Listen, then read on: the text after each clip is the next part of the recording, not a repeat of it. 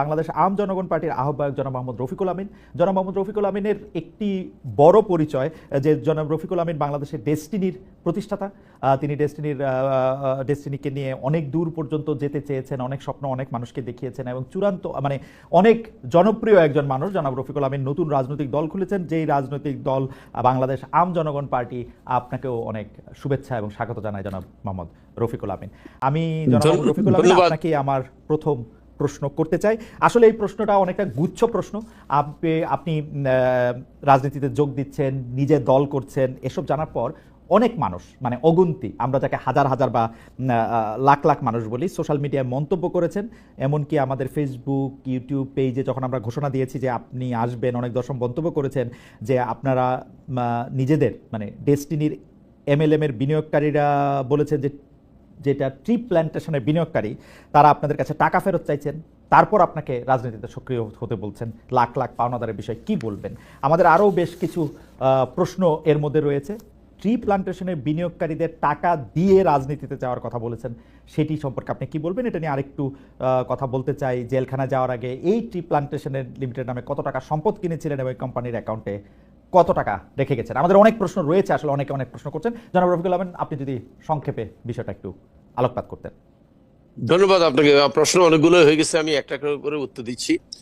প্রথমত কথা হচ্ছে, ট্রি প্ল্যান্টেশনের টাকা দিয়ে রাজনীতি নয়, কারো টাকা দিয়ে আমার রাজনীতি হয়নি। আমার রাজনীতি করতে বেশি টাকাও লাগে নাই। শুরু করতে আমার প্রথম অনুষ্ঠানটা করতে আমার 14 লক্ষ টাকা খরচ হয়েছে। সম্পূর্ণটাই আমার যারা সাথে আমার রাজনীতি করতে আমার সাথে একসাথে কাঁধে কাঁধ মিলিয়ে রাস্তায় নেমেছে তাদের চারা থেকে, তাদের সহযোগিতা আমি শুরু করেছি। এরপরে হচ্ছে ট্রি প্ল্যান্টেশনের টাকা না দিয়ে যে রাজনীতি করছি বলতেছে, সেটা হচ্ছে ট্রি প্ল্যান্টেশন নয়, ডেস্টিনি ট্রি প্ল্যান্টেশনের কাছে যতজনের টাকা পাওনা আছে এদের এই অধিকার, এই কথা বলার অধিকার আছে। তারা পাবে কার কাছে দেখেন, তারা বলতেছে কিন্তু ট্রি প্ল্যান্টেশনের কাছে। রফিকুল আমিন ছিল তখন ট্রি প্ল্যান্টেশনের ব্যবস্থাপনা পরিচালক এবং 5 জন উদ্যোক্তা পরিচালকের মধ্যে একজন। এখন আমি আপনাকে একটা জিনিস পরিষ্কার করে তুলে ধরতে চাই, ট্রি প্ল্যান্টেশনে যে আমরা 5 জন উদ্যোক্তা পরিচালক ছিলাম, এরা কেউই মালিক নন, সবাই নমিনি পরিচালক। এই ট্রি প্ল্যান্টেশন কোম্পানির মালিক হচ্ছে দুটো আরো অন্য লিমিটেড কোম্পানি। একটা হচ্ছে ডেস্টিনি 2000 লিমিটেড, যেখানে প্রায় 43,50,000 ক্রেতা পরিবেশক আছে।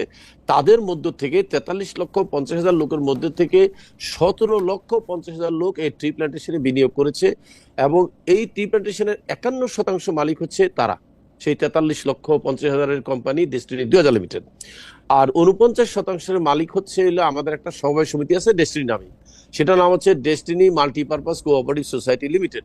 সেই প্রতিষ্ঠানের কিন্তু শেয়ার হোল্ডার আছে হচ্ছে 8.5 লক্ষ এবং শেয়ার বিক্রি হয়েছে প্রায় 1381 কোটি টাকা। সেই শেয়ার হোল্ডাররা হচ্ছে বাকি 49% মালিক। তার মানে ট্রি প্ল্যান্টেশনের মালিক না রফিকুল আমিন, না জেনারেল হারুন, না হোসেন, না গোফরান, না সাইদ, কেউ না।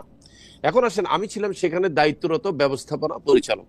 আমার থাকা অবস্থায় বিনিয়োগকারীরা বিনিয়োগ করেছে, কথাটা সত্যি, এবং সেই দিক দিয়ে কিন্তু এরা সবাই ট্রি প্ল্যান্টেশনের কাছে মেয়াদ আনতে মানে মেয়াদ পূরণ হওয়ার পরে গাছ প্রতি 2000 টাকা লভ্যাংশ পাওয়ার চুক্তিতে আমাদের কাছে তারা বিনিয়োগ রেখেছে। কথাটা বললে একেবারে অশুদ্ধ হবে। তারা আসলে গাছের চারা কিনে সেই গাছের চারাটা আমাদের জমিতে রেখে 12 বছর পরে গাছ কর্তন করে, গাছের দাম যাই আসুক, 12 বছর বয়সী মেয়েদের গাছ 2000 টাকা কিন্তু ওদেরকে দিয়ে দিতে হবে, যিনি কিনেছেন ক্রেতা, আর বাকি টাকাটা থাকবে ট্রি প্ল্যান্টেশন কোম্পানির কাছে। এখন প্রশ্ন হচ্ছে, সেখানে কিন্তু কাগজে পত্রে আমরা বিক্রি করেছি প্রায় 2200 কোটি টাকা। আমি কাগজে পত্রে এই জন্য বললাম, আদতে কিন্তু আমরা টাকা রিসিভ করেছি কাস্টমার থেকে আরো অনেক কম, কারণ এখানে প্রতি 10,000 টাকার বিনিয়োগের এগেনস্টে আমরা বহু লোকের 5,000 টাকা ঋণ দিয়েছি, যে ঋণের টাকাটা কিন্তু তারা আমাদেরকে ডাউন পেমেন্টের সময় দেয়নি, প্রকৃত টাকা দিয়েছে আমাদেরকে 5,000 টাকা, আমরা মানি রিসিভ দিয়েছি 10,000 টাকা। তার মানে যদি আপনি ওইভাবে দেখেন, আমাদের কালেকশন হয়েছে 1300 থেকে 1400 কোটি টাকার মতো। এখন আসেন, এখান থেকে আমরা একটা বড় অংশ কিন্তু আমরা দিয়ে দিয়েছি, কমিশন দিয়ে দিয়েছি কাকে? আপনার যারা বিনিয়োগ করতেছে তাদের থেকে, মানে এক একটা চক্রের মধ্যে 20-25 জন করে লোক আছে। অর্থাৎ আমরা 43% টাকা, যত টাকা আমরা রিসিভ করেছি তার 43% টাকা আমরা দিয়ে দিয়েছি কমিশন। তাইলে আমরা মামলা কেন খেলাম? আমাদের মামলা হয়েছে মানি লন্ডারিং এ, যে এই যে 4300 টাকা অর্থাৎ 43% টাকা, এটা যে আমরা কমিশন আকারে দিয়ে দিয়েছি এবং পরবর্তীকালে আবার এখান থেকে কিছু টাকা আমাদের। রফিকুল ভাই, আমরা সাধারণ দর্শকরা এতগুলি ফিগার বা ফ্যাক্ট আমরা মনে রাখতে পারবো না। আমি শুধু সরল প্রশ্ন করি আপনাকে, আপনি জেলখানায় যাওয়ার আগে ডেস্টিনি টি প্ল্যান্টেশন লিমিটেডের নামে কত টাকা সম্পদ কিনেছিলেন এবং কোম্পানির অ্যাকাউন্টে কত টাকা স্থিতি রেখে গিয়েছিলেন? আমি স্থিতি রেখে গিয়েছি ব্যালেন্স শিটে 650 কোটি টাকার মতো। হুম আর কোম্পানির নামে সম্পদ কেনা হয়েছে টঙ্গীতে 30 বিঘা জায়গা, হুম বাগান কেনা হয়েছে প্রায় হুম 700-800 একর জায়গা, আবার প্রায় 5000 একর জায়গা আমরা নিয়েছি লিজ, হুম এবং গাছ রোপণ করেছি 1 কোটি, যেখানে আমাদের 81 লক্ষ গাছ সার্ভাইভ করেছে। ওকে। সেই গাছটা আমরা দুদককে বুঝিয়ে দিয়েছি। এই ডেস্টিনি 2000 লিমিটেড, ডেস্টিনি 2000 লিমিটেডের নিজস্ব কত টাকা সম্পদ কিনেছেন এবং বর্তমানে এই কোম্পানির অ্যাকাউন্টে কত টাকা জমা আছে? এদের আবার সম্পদ কম, এদের কারণ সম্পদ কম করে এরা তো ট্রেডিং করতো, হুম এখানে কোনো বিনিয়োগ করে নাই, অর্থাৎ বিনিয়োগকারীরা কেউই ডেস্টিনি 2000 এর কাছে 1 টাকাও পায় না, ওকে তারা টাকা পায় হচ্ছে ট্রি প্ল্যান্টেশনের কাছে। ওকে। তাহলে ডেস্টিনি টি প্ল্যান্টেশনের রায়ে যে মামলার রায়ে যে বলা হয়েছে সমস্ত জরিমানার টাকা রাষ্ট্রের কোষাগারে জমা দেওয়ার জন্য, তাহলে বিনিয়োগকারীরা টাকাটা ফেরত পাবে কোত্থেকে?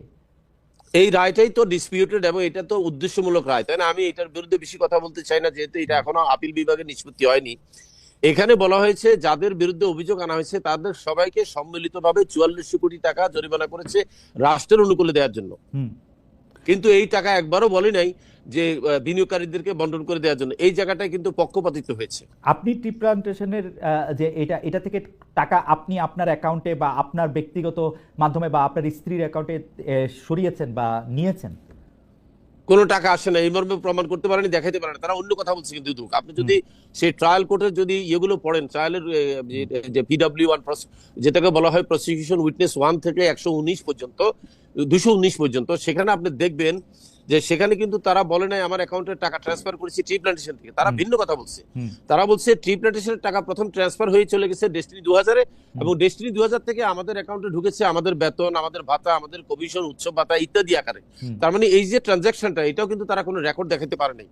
মাননীয় আদালত বলছে যে রফিকুল আলমের অ্যাকাউন্টে যে ট্রি প্ল্যান্টেশনের টাকা এসে ঢুকছে, আপনারা কিন্তু কোনো ইনস্ট্রুমেন্ট দেননি, ব্যাংক ইনস্ট্রুমেন্ট যেটাকে আমরা বলি ব্যাংক চেক।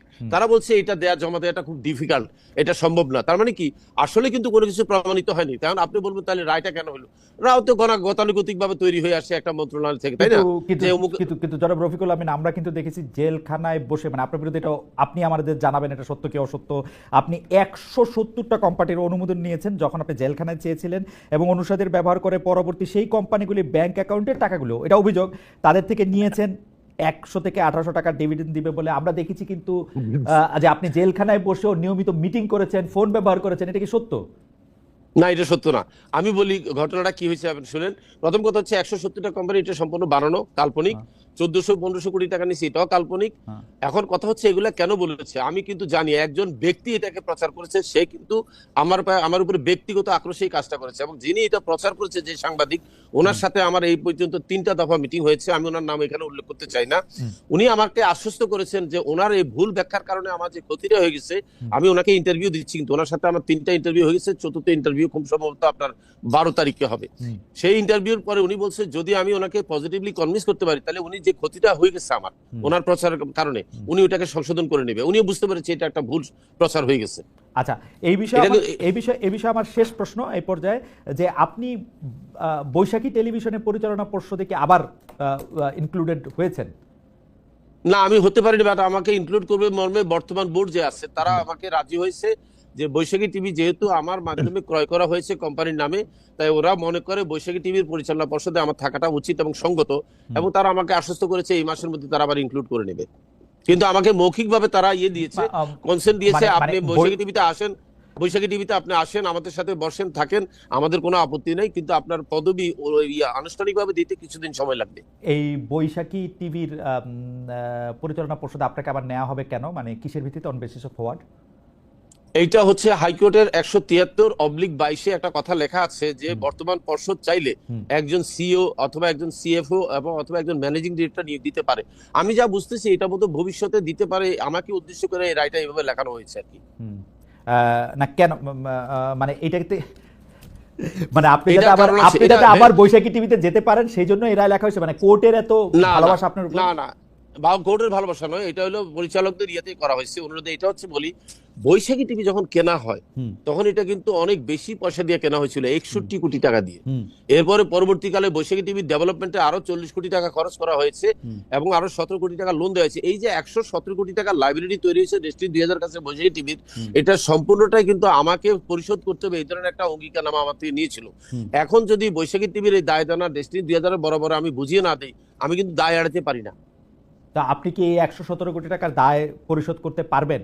মানে কি থেকে আমি করবো না তো, আমি তো করবো না। না, প্রথমত আমি যে তো এটা করবো দুটা না। প্রশ্ন, মানে আপনি যখন বৈশাখী টিভিতে ইনভেস্ট করলেন ডেস্টিনি টাকা নিয়ে, মানে ইজ ইট আমি লাইক করি না, আমি করি নাই, আমি করিনি তো। কে সরাসরি ডেস্টিনি করে, সরাসরি ডেস্টিনি আপনি করেছে। তো ডেস্টিনি ডেস্টিনি ছিলেন, ইউ আর দি না, ডেস্টিনি। না না, আমি শুধু ডেস্টিনি বললে হয় না। আপনি ভাই মহিউদ্দিন ভাই, আপনি জানেন এটা লিমিটেড ফার্ম। এখানে আমরা 12 জন ইয়ে ছিলাম, পরিচালক, আরো 37 জন শেয়ার হোল্ডার, সবার কনসেন্ট লাগে। সবাই এখানে আমি যখন বলেছি যে আমি বৈশাখী টিভি কিনতে আগ্রহী, তখন তারা বলেছিল এটা অত্যন্ত ঝুঁকিপূর্ণ বিনিয়োগ। ঠিক আছে, আমরা বিনিয়োগ করতে পারি, আপনাকে দায়বদ্ধ থাকতে হবে, আপনি প্রতিষ্ঠান চালাবেন, আপনাকে আমরা নিয়োগ দিচ্ছি নমিনি পরিচালক হিসাবে। আমি সেভাবে চলে আসতেছি, আমার সাথে আরো 2 জন পরিচালক দেওয়া হয়েছে। কিন্তু ঘটনাচক্রে যখন আমি জেলে চলে যাই, তখন বৈশাখী টিভি কিন্তু অ্যালোন হয়ে যায়, একা হয়ে যায়, হুম। এবং তখন বেশ লোকসানের মুখে পড়ে। এখন তারা আবার আমাকে অনেকে বলছে, যেহেতু আমরা এটাকে প্রফিট অর্গানাইজেশন আনতে চাই, আমরা বোধহয় আপনাকে আবার ইনস্টল করবো, কারণ আমরা চাই যে এখানে যে বিনিয়োগটা আমাদের হয়েছে এটা যেন রিকভার হয় আপনার নেতৃত্বে, কারণ আপনার অনুপ্রেরণায় আমরা বৈশাখী টিভি কিনেছি। ওকে, এটা ছিল গাছ বিক্রির নামে 2,258 কোটি টাকা আত্মসাৎ। এর মধ্যে ঋণপত্র এলসি হিসাবে 56,19,19,040 টাকা এবং পাচারের আরো $2,06,000 রয়েছে। এই বিপুল অঙ্কের টাকা এখন কোথায়, কিভাবে? পাশাপাশি আপনি এবং আপনার স্ত্রী দুজনেই কানাডার নাগরিক। আপনারা যদি আপনার স্ত্রীর যদি জামিন হলে আপনারা আবার কানাডায় চলে যাবেন কিনা, রফিক ভাই? দেখেন, প্রথম কথা হচ্ছে আমাদের বিরুদ্ধে অর্থ আত্মসাৎ না, অর্থ পাচারের মামলা, অর্থ পাচার প্রতিরোধ আইনের মামলা হয়েছে। সেখানে এইভাবে দেখিয়েছে আমরা যে ট্রি প্ল্যান্টেশনে যে টাকাটা সংগ্রহ করেছি এমএলএম পদ্ধতিতে, সেই পদ্ধতিটা অবৈধ। তাই সেই পদ্ধতিতে যত অর্থ আমরা গ্রহণ করেছি সব অবৈধ অর্থ হওয়ার কারণে আমরা যত জায়গায় বিভিন্ন কোম্পানিতে আমরা বিনিয়োগ করেছি, আমরা বেতন নিয়েছি, আমরা কর্মচারীদেরকে বেতন দিয়েছি, বহু লোকের কমিশন দিয়েছি। বিশেষ করে এখানে 733 কোটি টাকার উপরে কমিশন দেওয়া হয়েছে বিনিয়োগকারীদেরকে। পুরো টাকাটাই তারা বলতেছে মানি লন্ডারিং।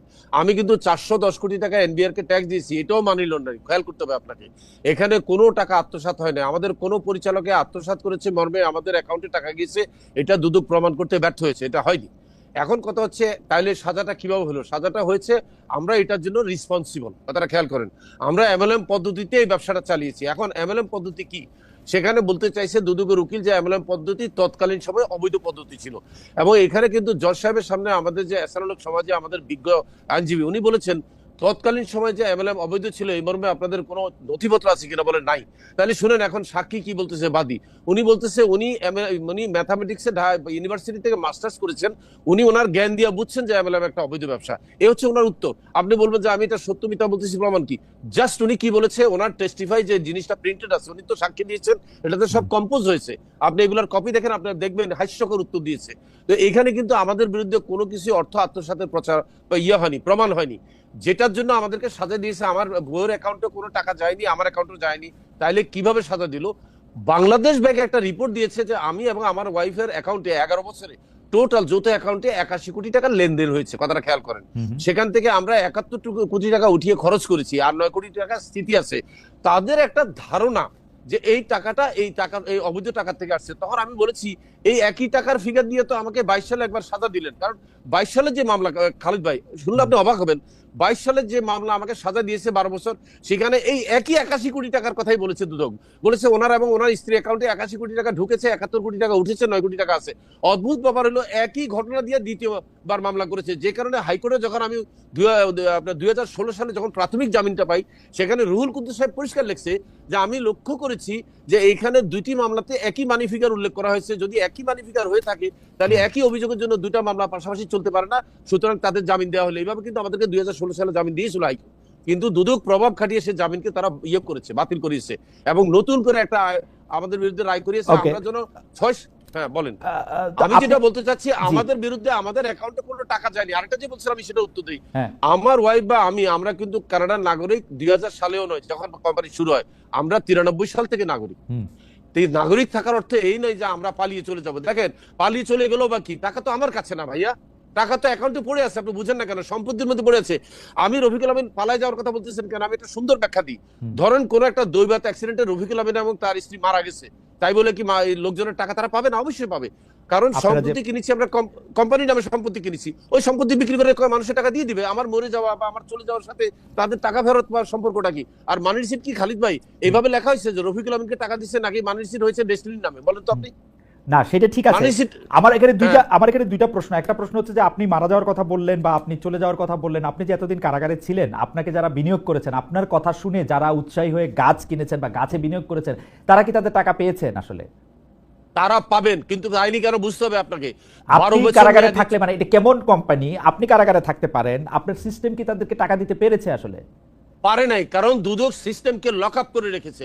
দুদক সমস্ত ব্যাংক অ্যাকাউন্ট বন্ধ রেখেছে, ট্রি প্ল্যান্টেশনের এবং ডেস্টিনির সকল কোম্পানির সমস্ত সম্পত্তি তাদের কাস্টডিতে নিয়ে গেছে দুদক। শুধু নিতে বাকি রাখছে আমার বাচ্চাগুলোকে কাস্টডিতে তারা নেয়নি। দুদক মহা অন্যায় করেছে তৎকালীন সময়। স্বৈরাচারী সরকারের আমলে যে দুদক ছিল, এই দুদক আমাদের প্রতি নির্যাতন আপনি করেছে। আমি এটার প্রতিবাদ জানাই। সরকার পরিবর্তন হওয়ার ফলেই কি আপনি বেরিয়ে আসতে পারলেন? না, আমি পারি নাই, কারণ সরকার পরিবর্তন হয়েছে 5ই আগস্ট, হ্যাঁ। আর আমি বেরিয়েছি পরবর্তী বছরের 15ই জানুয়ারি। আমি কিন্তু সাজা খেটে 3 মাস অতিরিক্ত সাজা খেয়ে বেরিয়েছি। আমি কোনো ফেভার পাইনি কোনো সরকারের। আপনি কি কোর্টের কোনো মধ্যে সরকার আপনি কি কোর্টের মধ্যে থেকে মোবাইল ফোন পরিচালনা করতেন, যেটি মানে বা মোবাইল ফোন ব্যবহার করতেন মানে হ্যাঁ, কারাগারে আমি থেকে? আসতেছি কারাগারে থেকে। 2020 সালের করোনা কালীন সময়। হুম। সেটা হচ্ছে 2016 সালে যখন আমাকে জামিন দেওয়া হলো, সিনা সাহেব এই জামিন বাতিল করলেন। বাতিল করে জেল কর্তৃপক্ষকে বলে দিলেন যে রফিকুল আমিন দরকার হলে জেলে বসে ব্যবসা পরিচালনা করবে, লোকজনকে নিয়ে মিটিং করবে, সে তাদের সাথে যোগাযোগ করবে সুব্রতর মতো। ওই যে ভারতের সাহারা গ্রুপের সুব্রতকে যে ফ্যাসিলিটি দেওয়া হয়েছে যে কারাগারে বসে সে সবার সাথে যোগাযোগ করবে, সেম ফ্যাসিলিটি আমাকে দেওয়া হয়েছে। এবং আপনি যদি ওই রায়টা দেখতে চান, খালেদ ভাই আপনাকে আমি পাঠিয়ে দেবো ইমেল করে, আপনি রায়টা পড়ে দিবেন। সেখানে এই রায়টা কি কোনোভাবে ইনফ্লুয়েন্স মানে না, নাকি আপনি প্রশ্ন বলেন? উঠে না, প্রশ্ন উঠে না, তখন তো হাসিনা ক্ষমতায়, বরং এই রায় দিয়ে আমার ক্ষতি করে দেওয়া হয়েছে। হুম। দিবে আমাকে জামিন, আমার জামিন রহিত করে আমার প্রতি অবিচার করেছে সুরেন্দ্র কুমার সিনহা, যেটা আমি তাকেও দায়ী করবো। সে যে আজকে হাসিনা সম্বন্ধে সে বিভিন্ন রকমের কথা বলে, এই নাটকের নায়ক কিন্তু সে নিজ। আমাকে কেন আমার জামিনটাকে রহিত করে এই ধরনের একটা ক্যামোফ্লেজ ইয়ার মধ্যে ফেলাইছে যে আমি জেলে বসে ব্যবসা করতে পারবো, আমি জেলে বসে মিটিং করতে পারবো, রেজলিউশন করতে পারবো, ব্যাংক চেকে সই করতে পারবো। তারপর যখন এটা আমি স্বরাষ্ট্র মন্ত্রণালয়কে দেখাইলাম যে সুপ্রিম কোর্ট আমাকে সব ক্ষমতা দিয়ে দিছে, তখন স্বরাষ্ট্র মন্ত্রণালয় জানতে চাইছে তা আপনি এখন কি চান। আমি বলছি যেহেতু এখন করোনা, মানুষের সাথে সামনাসামনি কথা বলা যায় না, আমাকে মোবাইল ফোন ব্যবহার করার সুযোগ দেওয়া হোক। এবং তৎকালীন স্বরাষ্ট্র মন্ত্রণালয়ের সচিব, সুরক্ষা সচিব কিন্তু বলেছে প্রার্থীর এই আবেদনের প্রেক্ষিতে দ্রুত ব্যবস্থা নেওয়ার জন্য নির্দেশ দেওয়া হলো কারা কর্তৃপক্ষকে। এবং কারা কর্তৃপক্ষ জানে আমার এই ঘটনার পরে কিন্তু কারা কর্তৃপক্ষ কিন্তু একটা ইনভেস্টিগেশন করেছে। আপনাকে আমি বলি রিপোর্টটা কি ছিল।